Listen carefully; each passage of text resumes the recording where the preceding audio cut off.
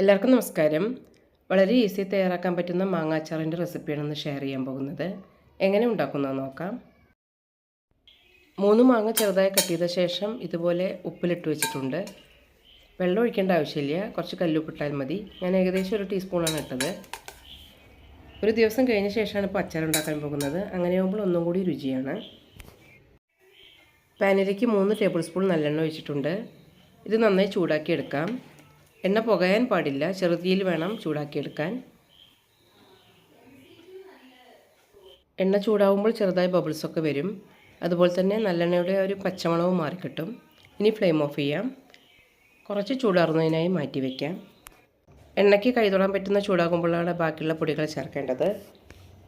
3 table spoon മുളക് പൊടി, 3/4 teaspoon കായപ്പൊടി, 1/2 ടീസ്പൂൺ ഉലുവപ്പൊടി. ഉലുവ വറുത്ത് പൊടിച്ചതാണിത്.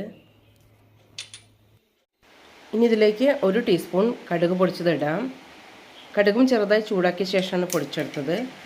ചെറിയ തരിയോട് കൂടിയാണ് പൊടിച്ചത്. ഇത് നന്നായി മിക്സ് ചെയ്തെടുക്കാം.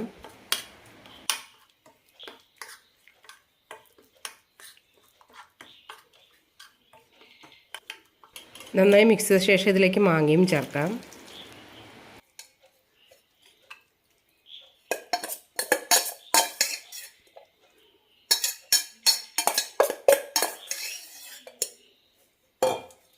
നന്നായി മിക്സ് ചെയ്യാം. ഈ സമയത്ത് ഉപ്പ് ഒന്നുകൂടി ചെക്ക് ചെയ്ത് നോക്കാം.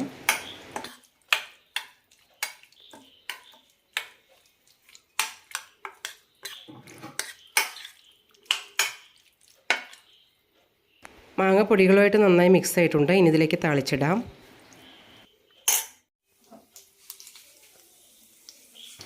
കടുകും കറിവേപ്പിലയും വെളിച്ചെണ്ണയിൽ താളിച്ചിട്ടുണ്ട്. ഇതും ഇതിലേക്ക് ഇടാം. നന്നായിട്ട് മിക്സ് ചെയ്യാം. നാടൻ രീതിയിൽ ഉണ്ടാക്കുന്ന അച്ചാർ റെഡി ആയിട്ടുണ്ട്. കഞ്ഞിക്കും ചോറിനും ചപ്പാത്തിക്കൊക്കെ ഇതുപോലൊരു അച്ചാർ മതി. അത്ര രുചിയാണ്. 10 മിനിറ്റ് മതി തയ്യാറാക്കിയെടുക്കാം. 2 ആഴ്ചയോളം സൂക്ഷിച്ചും വയ്ക്കാം. എല്ലാവരും ഒന്ന് ട്രൈ ചെയ്ത് നോക്കൂ.